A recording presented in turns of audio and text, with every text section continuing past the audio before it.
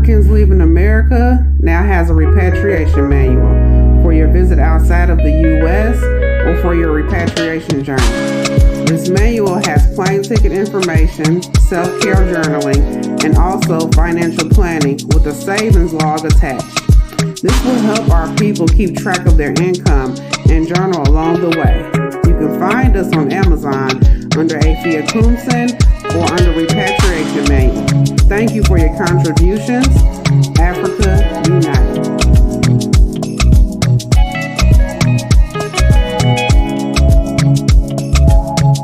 Hello, family. This is Africans Leaving America. I am Afia Koomson, and I have two wonderful guests with me today. Can you please introduce yourself to the platform? I'm Miriam Akosia Sechi. And I'm Nana Coco Sechi. Okay. So these two wonderful people, they are living in Ghana currently. Me and my husband we're both Black Americans. Okay. We're both Black Americans. Okay. However, his journey in Ghana started in 2001. Okay. How did we meet? We met in 1994. I was 17 and he was 21. So we've been friends nearly 30 years. This year will be 20 years of marriage. Okay. Wow. And we met in DC. He was a senior at Howard and I was a senior in high school. And my high school was like across the way, but I met him on the train. So I was reading a book and that he was interested in, and he was reading a book I was interested in, and we exchanged numbers, and the rest is history. Wow. So, just been sort of up and down one another. But the trajectory for Ghana started, 2008 maybe? Yeah, for the family. Yeah. For the family. Yeah. So how did he go about going to Ghana in the early 2000s? Like, what made you want to go to Ghana of all places? My great-grandmother, her name was Adama Sechi. So, I went to Ghana to try to trace the actual name. Mm-hmm. And, I knew that the name Sechi and Adama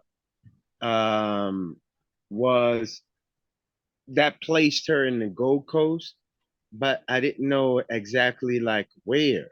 Okay. So then when I went to Ghana, it started this whole like research thing to really just like help me to get an idea in terms of where my own personal family ancestry came from. So did you ever figure that out? Did you ever figure that out? Oh, yeah. Man. Wow. I mean, the whole thing about Ghana is like a name will tell you. Yeah, everything. Everything. A name will tell you like what village, the migrations from one village to the next, towns. It'll tell you in terms of like lineage,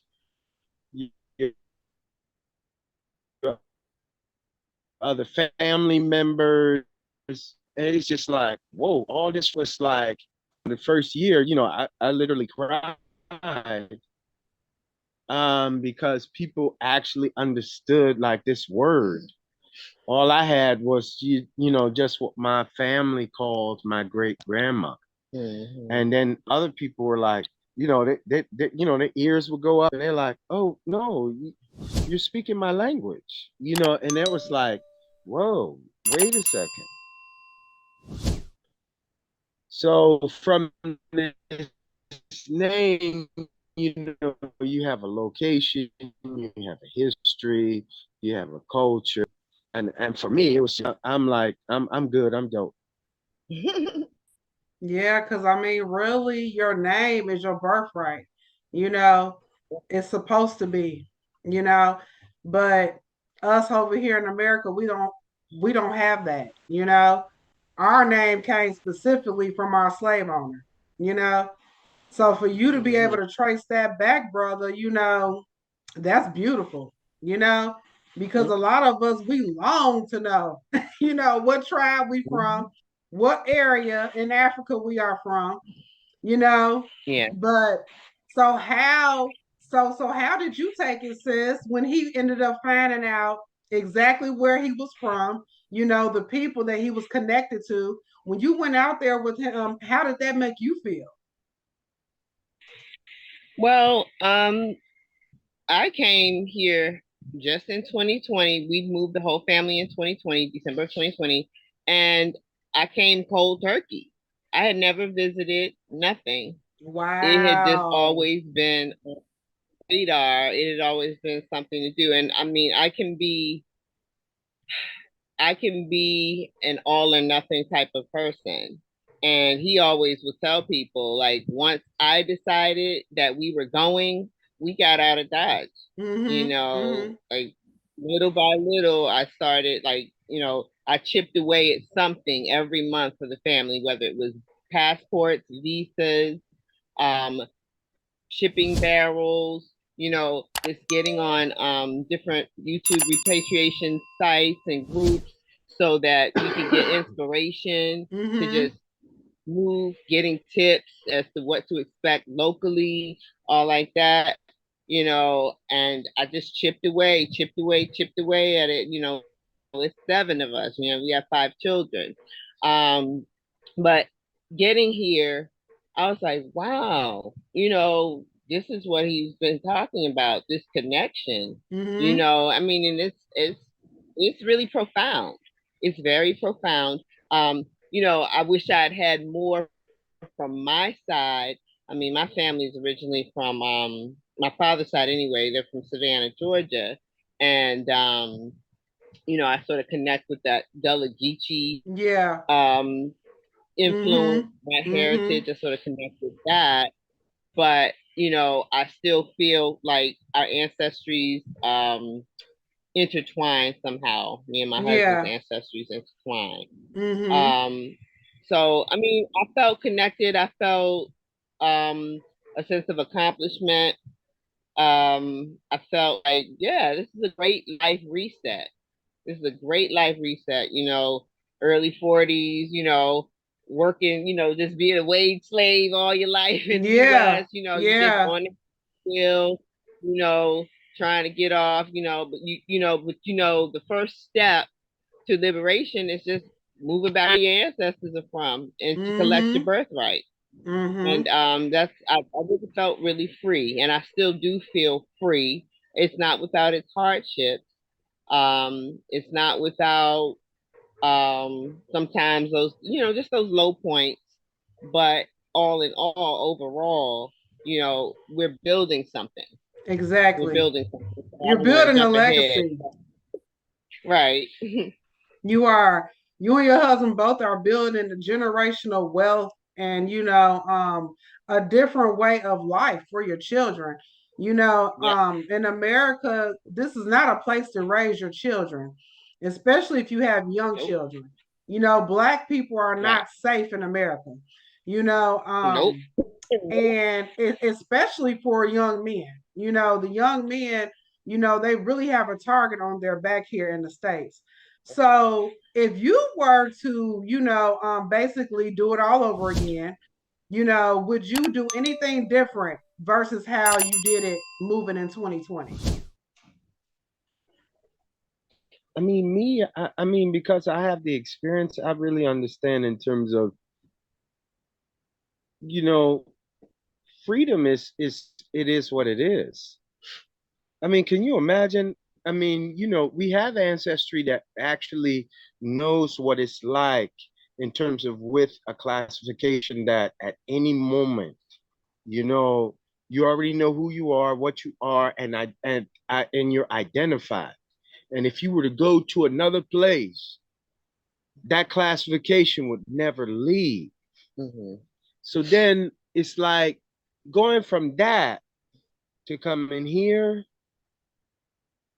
man, this is what freedom looks like. You would have did it Right. sooner, wouldn't Freedom you? is like literally like total separation from your quote unquote owner. Mm. And see that the thing. It's like, your owner, he owns everything. And then he picks and chooses and decides that, oh, you know, Leroy, I like the way you fought today. So I'm gonna give you an extra piece of cow meat to eat. Mm-hmm. I might give you a skill set so that you can be an ally for me. And then, having generations where like they're literally like our family members are used to that. Uh-huh. They're literally They like, are. you still want to be you still want to be like the master's favorite. Right. Yep. You want to find favor. You want to be connected. You want them on your family tree, even though they work so hard to hide you. That trick was all out. Like, why do you want to find white relatives? I'm like, I'm trying to find my African relatives. And so, when I talk out, I wish I had more on my side. I wish I had some relative on my side who did the genealogy to trace us all the way back. All the way back. Because it seems like no one's interested. Right, all the way back. Yeah. Everybody's trying to stop it at, possible Cherokee. No, and I'm just like, no, but you can stop. You like, we are like Gullah Geechee rice action. We look where rice actually comes from. Exactly. It doesn't come from China. It comes from Africa. Right. So your rice plantation, you look at Mende, and then migrations from Mende, Cote d'Ivoire, and then Ghana, and then Togo. So it's simple. Right. So like these, I mean, everybody can trace their way from the places that the grandparents, great grandparents were from, based on the crops. We already know that. Yeah. This is not new science. This is not like it's not that deep. You weren't born in Cuba. Right. So that means you don't have Congo ancestry. Right. You weren't born in Brazil. So you don't have you don't have Congo ancestry. That you came here like during the turn of the 15th, 16th century. That's not it. Tobacco plantations, rice plantations, cotton plantations, and sugar plantations. So now from these, you can literally trace like where you come from. Yeah. You can. You can. All those things grow here in West Africa, and they had to pick up skilled agriculturalists to come and grow those crops. And they had to have some people that didn't understand that they were enslaved. Right. Now, you have forced labor. That's understood. But we all know like how the system works. You can come over here quick. Don't nobody have to tie you. They can just say, look. Promise of a new life. I'm an Anglican bishop. I start a farm somewhere in northern Ghana. And when I start a farm, I'm like, my brother has he wants to start a plantation in Virginia. Can you help us with this? We want to do tobacco. And you like, what? Yeah, Amos. You've been with me for like 10 years. Your church, you started a school. My kids are going to your school. Oh, no problem. I'll send you 5 of my kids. Thank you. Can you send me all your cousins? Oh yeah, like what? Half of your village? Half of your village. And that's what happened too. That's what happened. They'll go and come back. After 2 years, they can go and come back and be like, yo, nigga, we doing it well. Yeah. We doing a second trip. Oh shit, we can give you 100 more. Really? Yeah, we got a whole a group of Chokwasi. We got we got a group of all these migrants that have come in here looking for water and looking for farmland. Oh, Let them go with you. They've been working with me for 5 years. They'll go with you on a ship. And then You can't get back. One-way ticket. Yeah, that's Oh, it. That's it. They knew the exactly what homeboys they were kind of like, doing. I mean, we see it with the human trafficking now. That's We how do. they're able to get people on the trick. I mean, that's what the transatlantic slave trade was. It was a big ruse for human trafficking to get somebody to build your stuff up for free. And that's And exactly a what lot of us, happened. I think, got lured into it. We got lured Yeah, into it. we did. And because our we think that we and a can lot of find a our people good, didn't even know. They thought that we were coming back. Right. yeah. Yes. And you think that you got we call them 25-20, right? You know, that's when I was teaching in Anacostia, that's what they would call it. They would call it 25-20. So like the police is 25, and then you know YTE was 25-20. So like when they tell you 25-20, you understood like, oh, wow. Oh, 25-20. YT. The 25th and the 20th letter, Yes. huh? So like they, Mm. they had their own, they had black codes. So we had a language too, 25-20, YT. It's never been a situation where you thought that because you made one friend, that the system that friend is able to navigate is not your enemy. Right. And Right. then when that system comes, that friend that you have, he's going to align himself with that system. That's right. Because that's the system that empowers. Right. Yep. And one of my homies, he told me one time, he's a Nigerian. He said, "You know what, sister?" He said, "They told us, that you all were going over there to work, and yet we never seen y'all again." He said, "Y'all never came back." And I said that Wow. happened for hundreds of years, Yeah. hundreds of Yep. years. But we have stories where man, we came back. That's what the whole thing about Freetown was about. Yes, Sierra Leone. Yep. You had Liberia and you had Sierra Leone. Like Yep. we had Yep. movement. Yep. We had the AME church, and that was literally like that was a part of the freedom movement. Right.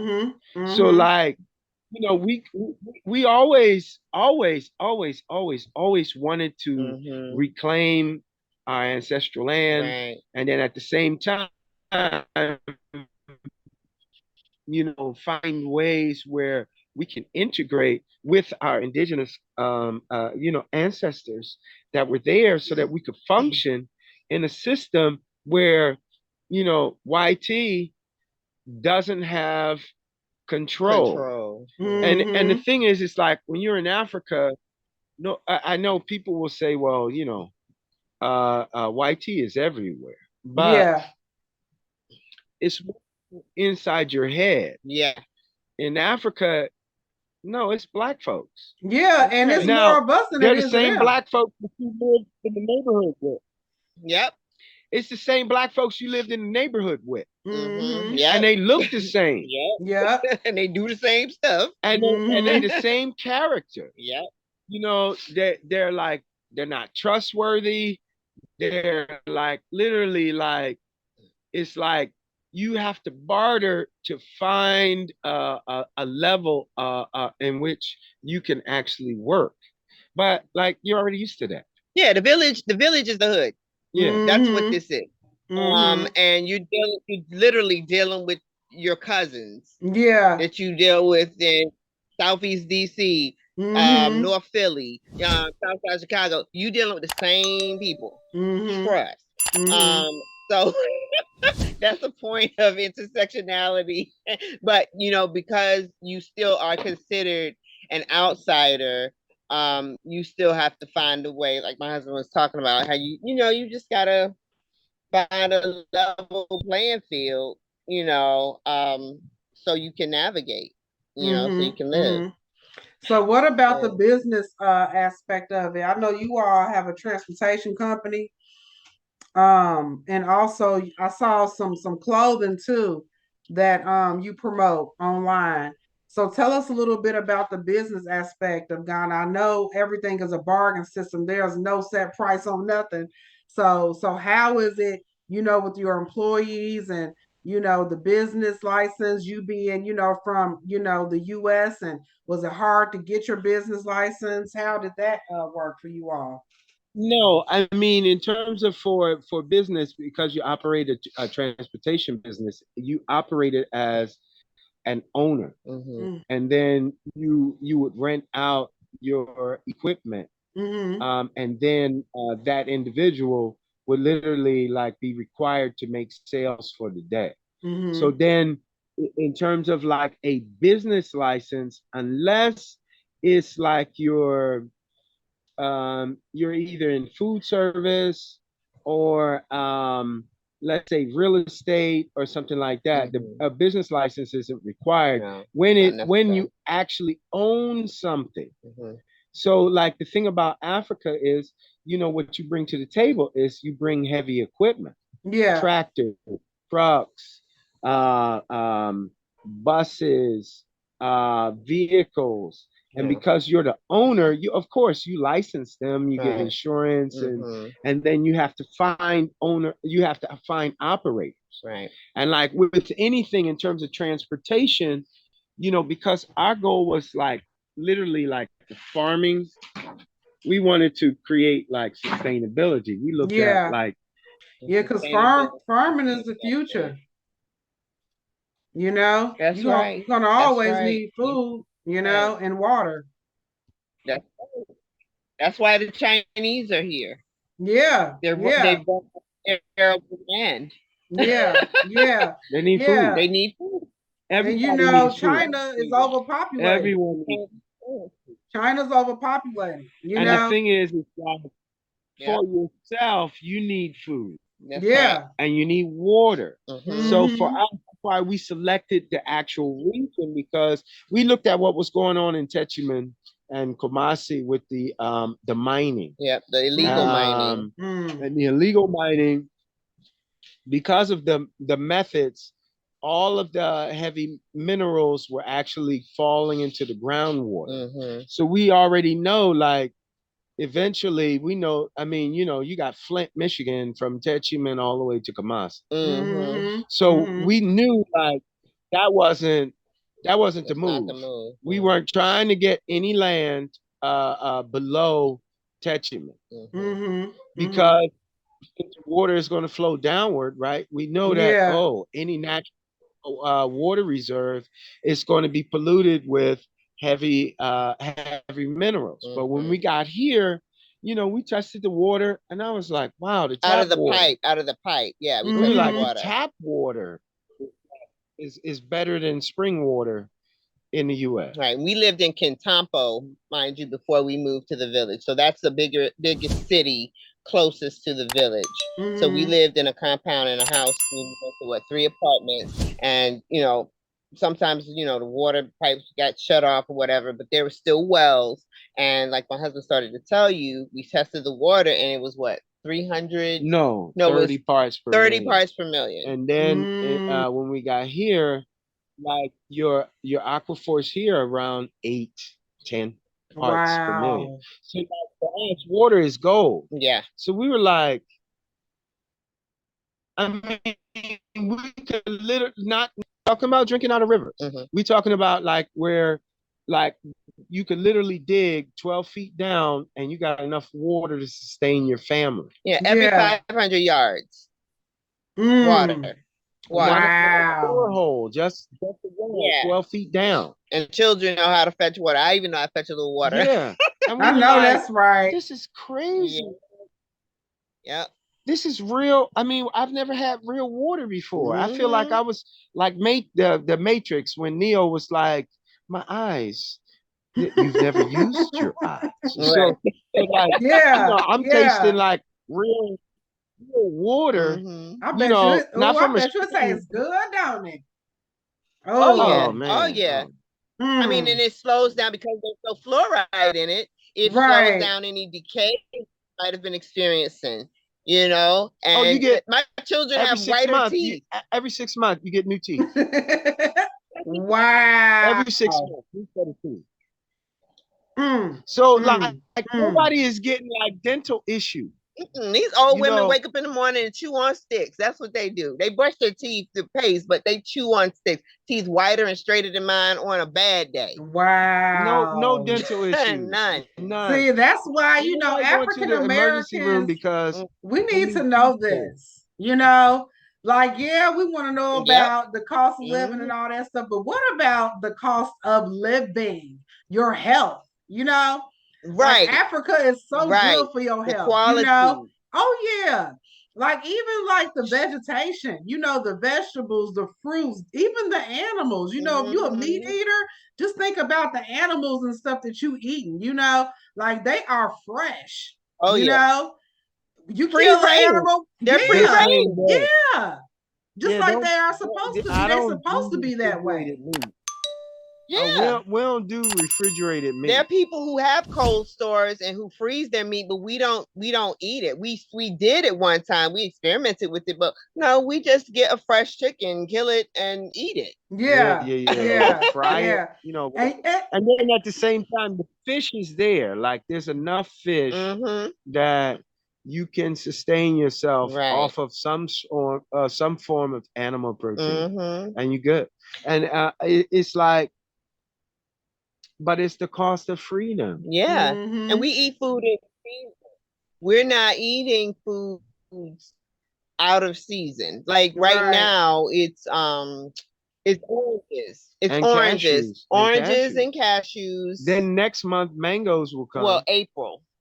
April? No, Yeah, some April. of them Well, they're no, already they're picking. fruiting, but they're not ready yet. No. Yeah, but rainy season starts in around April, so that's when you'll see the mangoes coming. But there's two different types of mango. Yeah. So the ones that are coming now, they'll be ready by March. Mango and sour. Then there's another Those type my of two. really big. They'll come in April. Yeah. It's actually three different types. Yeah. The yellow ones, the green ones, and the green and the red ones. The big green red ones. I just ate like two of those last night. Ones will the yellow ones, and then the ones she's talking about, the big ones that we're used to in the States. Yeah. So look, banana season. And you know what? When I said bananas supposed to be little like this, and my husband was like, "Yeah, bananas are little." I said the ones in the States are big. Those are GMO bananas. You know? Yep. It's just like, I'm over America. But look though, my husband is preparing a table. We're gonna be back in Ghana, honey. Please believe it. You know, very good. So what do you because we gotta wrap it up here. We only got a couple more minutes. So what would you tell somebody that is from the States about how to get back to Africa permanently? Because you all did it permanently, you know. This is not seasonal. You are there to stay. Even when it comes to the children, like the schooling, let the diaspora know a little bit about that. I mean, for us, it's like how can the educational system here be any worse than the educational system that we're used to in the inner city? So, you know, I'm a teacher for over 30 years, and I taught math and science. Okay. I didn't teach English. I didn't teach history. I taught like real real applied science. So, you know, for me, it was like, and they're gonna be all right. For them, they just need to master the actual an African language. Right. And then translate a science textbook or in a math textbook into an African language. That's right. And they've done more than any doctor in Ghana. Right. So it was very simple for me. Just learn, you know, do what you gotta do. Just learn the tree. And we also transported quite a big library, a home library. Most of the village is illiterate. Okay, most of these people don't even know their birthdays. Okay, They may know the year they were born, but a lot of them don't. Okay, so our children can read, they can write, and they can do arithmetic, and that puts them light years ahead, unfortunately, of a lot of these children. So they're an asset. They're an asset, and they have an urge to learn, and they're really impressed in their teachers because of the education that they have.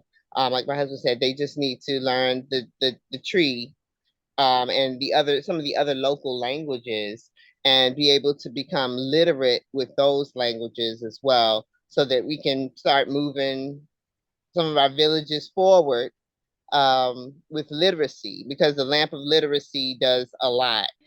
Being a nurse helps with the pharmacology knowledge that you do have, um, because he was about to sell me some medication that he said was aspirin.